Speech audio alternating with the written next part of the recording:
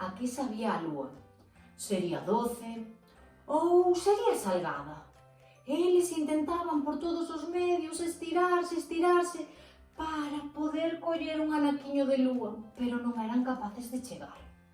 Así que un día, unha tartaruga subeu á montaña máis alta que atopou. Pero, por máis que se estirou, non conseguiu coller ningún anaco de lúa. Así que decidiu pedirlle axuda ao seu amigo elefante. Elefante! Elefante! Se te subes no meu lombo, poderemos chegar a probar a lúa. Entón, o elefante subeuse enriba da tartaruga.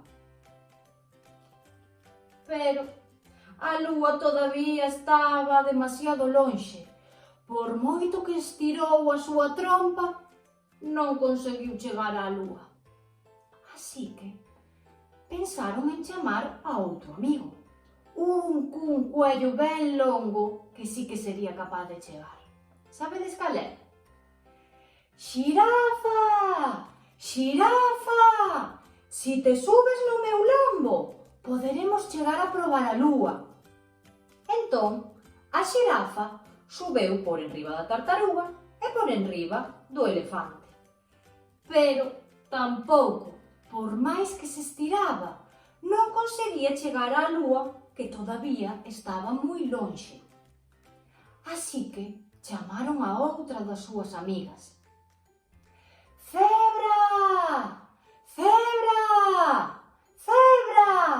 Si te subes no meu lombo, poderemos chegar a probar a lúa. Así que chegou a cebra e subeuse enriba da tartaruga, enriba do elefante e enriba da xirafa. Pero tampouco, a lúa seguía demasiado lonxe e non conseguía chegar. Así que chamaron a outro amigo, o rei da selva. Sabedes quen podería ser?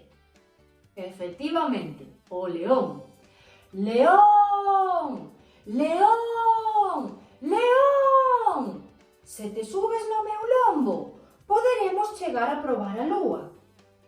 E o león subeu enriba da tartaruga, enriba do elefante, enriba da xirafa, enriba da cebra. Pero tampouco, por máis que se estirou, non conseguiu chegar ata a lúa. Así que pensou e dixo: vou chamar a outro amigo. Imos chamar ao raposo. Raposo! Raposo! Raposo! Se te subes no meu lombo, poderemos chegar a probar a lúa. Así que o raposo subeu enriba da tartaruga, enriba do elefante, enriba da xirafa, enriba da cebra, enriba do león. E casi chegou a tocar a lúa, pero aínda lle faltaba un anaquiño. Así que decidiron chamar ao mono. Mono! Mono! Mono! Se te subes no meu lombo, poderemos chegar a probar a lúa. Así que o mono chegou e subeu enriba da tartaruga, enriba do elefante, enriba da xirafa, enriba da cebra, enriba do león, enriba do raposo.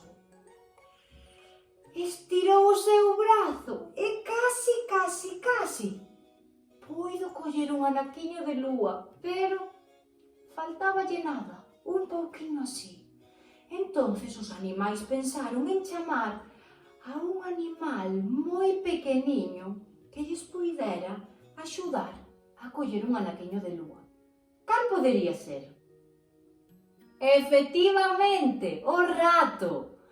Rato! Rato! Ratiño! Se te subes no meu lombo, poderemos chegar a probar a lúa.